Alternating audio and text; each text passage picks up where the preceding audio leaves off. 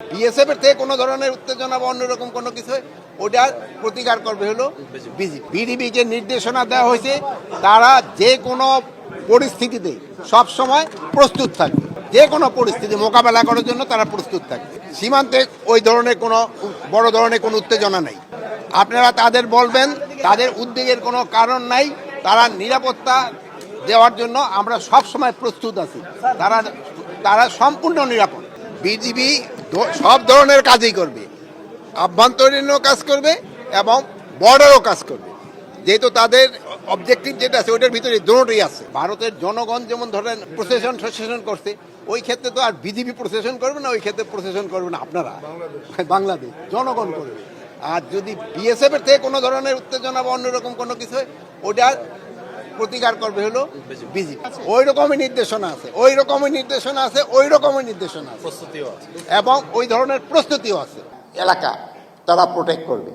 আর আপনারা সবাই জানেন বিজিবি কিন্তু প্রথম সারির যোদ্ধা, যারা যুদ্ধ করতে করতে আগাবে, আবার যুদ্ধ করতে স্ট্র্যাটেজিক্যালি ডিফেন্স নেবে, তারা কিন্তু পিছু পা হবে না।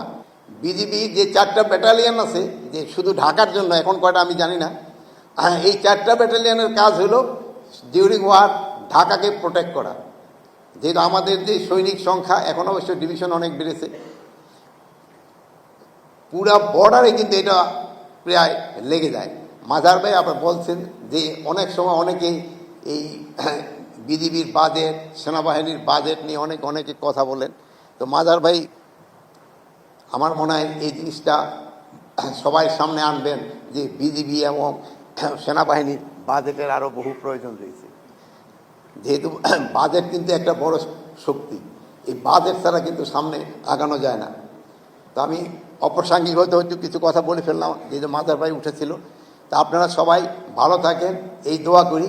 এই আমাদের আহত ভাইদের পিছনে আমাদের যত টাকা ব্যয় করতে হয় সরকারের কোষাগার থেকে, ওই পরিমাণ টাকাই ব্যয় করা হবে।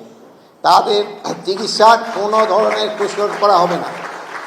আমি ওই একবার একটা অর্গানাইজেশন বলতেছিল স্যার এই ট্রিটমেন্টের জন্য 18 লক্ষ টাকা লাগবে। আমি বললাম কেন 18 কোটি টাকা হলেও তার উন্নতর চিকিৎসা আমাদের দিতে হবে।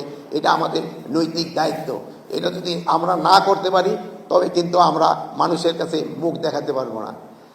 আমার সহকর্মী ফরিদাপা বলছেন যে এটাই কিন্তু আমাদের এই সরকার, আমাকে কিন্তু পিছপা হলে চলবে না, আমাদের কিন্তু আগাতে হবে এবং এই ভাইদের নিয়ে কিন্তু আগাতে হবে। এই যে বীর যেখানে বসে আছে এদের নিয়ে কিন্তু আগাতে হবে। দেশ কিন্তু এদের নিয়েই করতে হবে। আমাদের যারা উপদেষ্টা আছে খুব হইলে হয়তো আমরা কিন্তু ওই আপনারা জানেন গানের ভিতরে লেখা থাকে first quarter of life, second quarter of life, third quarter of life, fourth quarter of life. তা আমরা কিন্তু এই উপদেষ্টার ভিতরে ম্যাক্সিমামে আমরা ফোর্থ কোয়ার্টার লাইফ, আর কিছু আছে যারা ফার্স্ট কোয়ার্টার অফ লাইফ। যারা ফার্স্ট কোয়ার্টার অফ লাইফে আছে তাদের উদ্যোগ কিন্তু সবচেয়ে বেশি থাকতে হবে।